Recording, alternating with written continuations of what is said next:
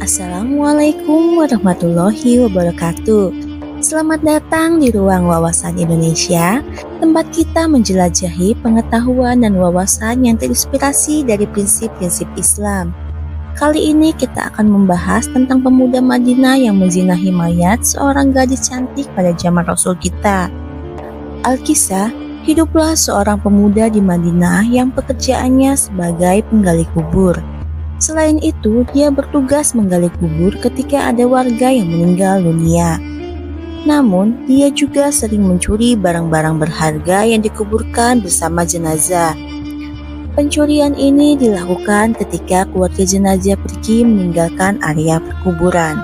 Setelah ditimbun tanah, dia menggali kembali kuburan itu demi bisa mengambil barang berharga yang ikut dikuburkan bersama jenazah. Bahkan, dia juga akan mengambil kain kafan jenazah jika dianggap berharga.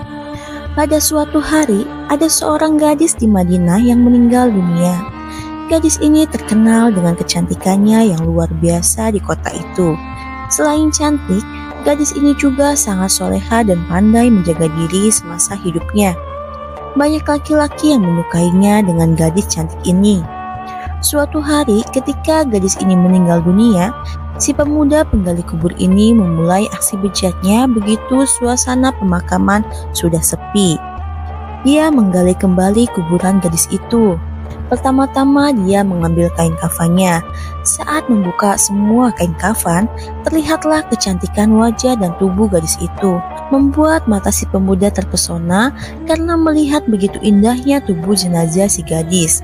Tanpa berpikir panjang, si pemuda langsung melampiaskan syahwat bejatnya kepada jenazah gadis tersebut.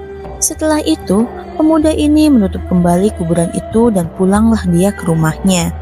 Namun, setelah melakukan hal tersebut, dia merasa seperti dikejar-kejar dosa dan hal itu membuatnya sangat gelisah.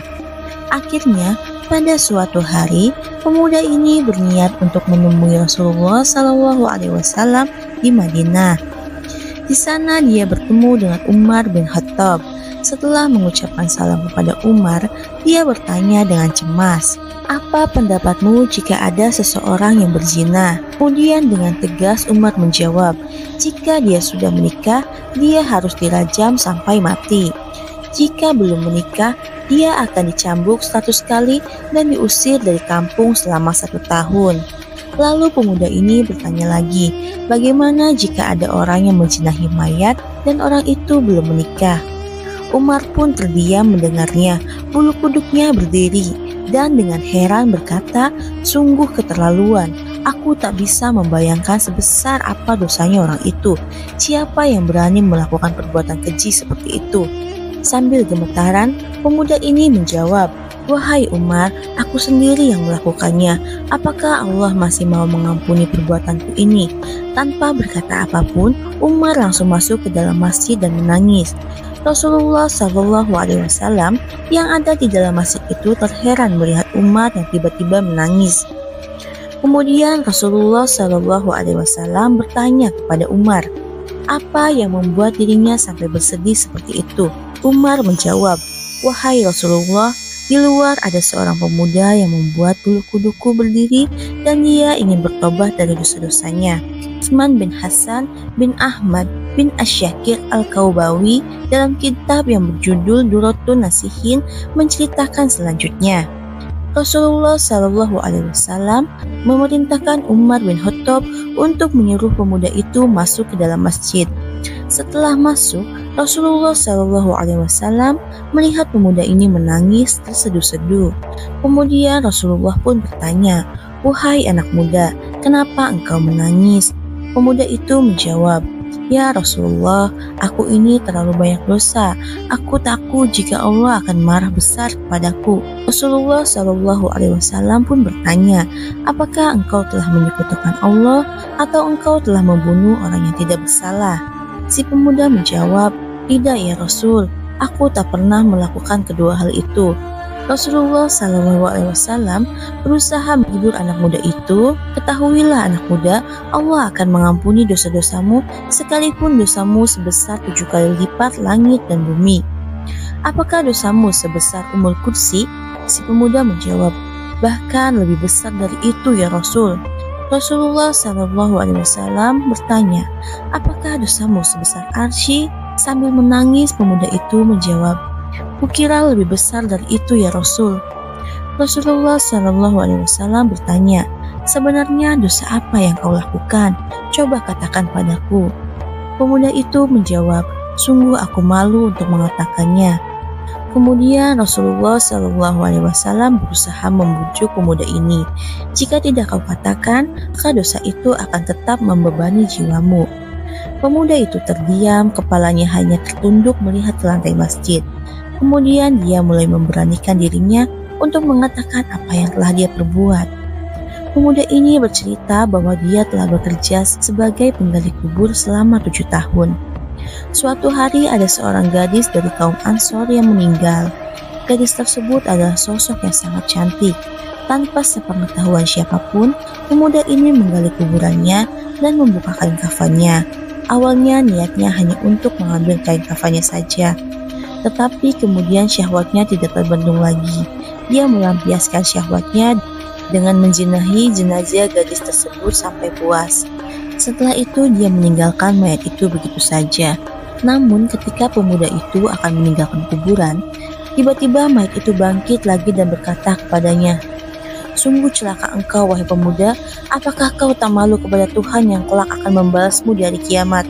Pada saat semua orang dituntut balas, engkau membiarkanku dalam keadaan telanjang dan berhadas besar di hadapan Tuhanku. Dengar pengakuan dari pemuda ini, Rasulullah Shallallahu Alaihi Wasallam menjadi sangat marah. Seketika itu beliau berdiri dan berkata, wahai pemuda fasik, tempatmu memanglah di neraka, keluarlah dari tempat ini. Si pemuda pun keluar dari masjid dengan lemas dan hati yang hancur, tanpa ada harapan untuk mendapatkan pengampunan dari dosa-dosanya. Sebenarnya, saat itu dia sungguh ingin bertobat kepada Allah Subhanahu wa Ta'ala. Dia pun kemudian melangkahkan kakinya tanpa tahu arah dan tujuannya. Saat itu, Rasulullah Shallallahu Alaihi Wasallam ingin mendengar petunjuk langsung dari Allah Subhanahu wa Ta'ala tentang peristiwa yang baru saja beliau dengarkan. Di sisi lain, pemuda itu pergi menyendiri dalam sebuah gua di gunung. Di gua itu, dia terus menangis, meminta ampunan kepada Allah Subhanahu wa Ta'ala. Dia bersumpah tidak akan keluar dari gua itu sebelum Allah memaafkannya dan menyampaikan ampunannya lewat Rasulullah Shallallahu Alaihi Wasallam. 40 hari kemudian, tubuh dan wajah pemuda itu sudah berubah drastis selama di dalam gua. Dia hanya bertahan hidup dengan makanan yang dia temukan di dalam gua itu. Dia terus berdoa, memohon ampun kepada Allah Subhanahu wa Ta'ala. Tak lama kemudian, setelah itu Allah Subhanahu wa Ta'ala mengutus malaikat Jibril untuk menemui Rasulullah Shallallahu Alaihi Wasallam. Malaikat Jibril bertanya kepada Rasulullah tentang penciptaan makhluk, pemberian rezeki dan penerimaan taubat. Rasulullah menjawab bahwa semua itu adalah perbuatan Allah, Sang Maha Pencipta dan Pengampun. Malaikat Jibril berkata, wahai Rasulullah, Allah berfirman, maafkanlah hambaku karena Allah telah mengampuninya. Kemudian Rasulullah Shallallahu Alaihi Wasallam memanggil pemuda itu dan memberitahu kepadanya bahwa Allah Subhanahu Wa Taala telah mengampuni dosanya dan telah menerima tobatnya. Tak lama setelah itu pemuda ini pun meninggal dunia. Dan juga orang-orang yang apabila mengerjakan perbuatan keji atau menganiaya diri sendiri, mereka ingat akan Allah lalu memohon ampun terhadap dosa-dosa mereka. Dan siapa lagi yang dapat mengampuni dosa selain daripada Allah? Dan mereka tidak meneruskan perbuatan kejinya itu sedang mereka mengetahui. Al-Quran Surat Al-Imran ayat 135. Mohon maaf jika dalam perjalanan ini terdapat kesalahan atau kehilafan. Kami adalah manusia yang tidak luput dari kesalahan. Semoga apa yang telah kami bagikan menjadi bermanfaat bagi kita semua. Mari kita terus meningkatkan diri dalam mencari ilmu dan berbuat kebaikan. Sampai jumpa pada kesempatan berikutnya. Wassalamualaikum warahmatullahi wabarakatuh.